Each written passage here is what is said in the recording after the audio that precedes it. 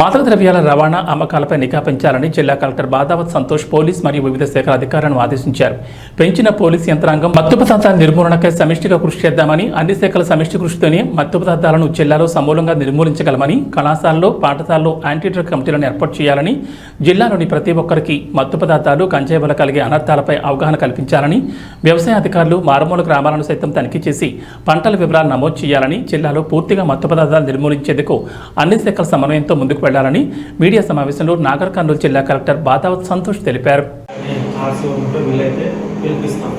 So వాళ్ళందరూ కూడా వాళ్ళ రెస్పెక్టివ్ ప్లేసెస్ లో ఒక ఇద్దరు ముగ్గురు స్టూడెంట్, 10 మంది స్టూడెంట్స్ పెట్టుకుంటే identity will be known to only the head master, identity will be known to only the hostel వాళ్ళు అక్కడ అటువంటి యాక్టివిటీ ఏమైనా జరుగుతుంది, ఒక స్టూడెంట్ ఎవరైనా దీనికి అలవాటు పడుతున్నాడు, పోతున్నాడు, లేకపోతే గాంజా స్మోకింగ్ చేస్తున్నాడు, అట్లాంటి ఇన్ఫర్మేషన్ వచ్చినప్పుడు ఈ give to respective HM again without revealing the student name or without revealing who has given this information, then వాళ్ళు మనకి ఇన్ఫార్మ్ చేయాలి. So share information with interdepartmental information and then intelligence regarding drugs presence in our district. Apart from that, whenever we get any information from police side or from excise side, we have to initiate action on those culprits.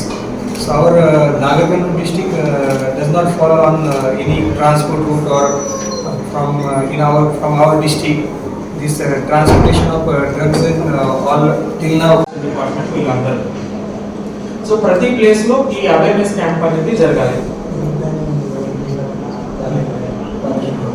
So అక్కడ plan చేస్తాం, లేదా అన్ని కాలేజీలో కూడా ఇది జరగాలి. So ఈ awareness camp అనేది జరగాలి. సెకండ్, ప్రతి స్కూల్లో, ప్రతి కాలేజ్లో, ప్రతి higher education institutions, latest like all institutions, అట్లానే ఇవే కాకుండా మనకి hostels, SC hostels, ST hostels, Ashram schools, BC hostels, residential schools, social welfare schools, ఈ ఎక్కడెక్కడైతే స్టూడెంట్స్ ఉన్నారో వీటి అన్ని ప్లేసెస్లో అవేర్నెస్ జరగాలి. ప్రతి దగ్గర కూడా ఒకరు ఇద్దరు స్టూడెంట్స్ని ఆ హెచ్ఎం కానీ హాస్టల్ వార్డెన్ కానీ ఐడెంటిఫై చేయాలి.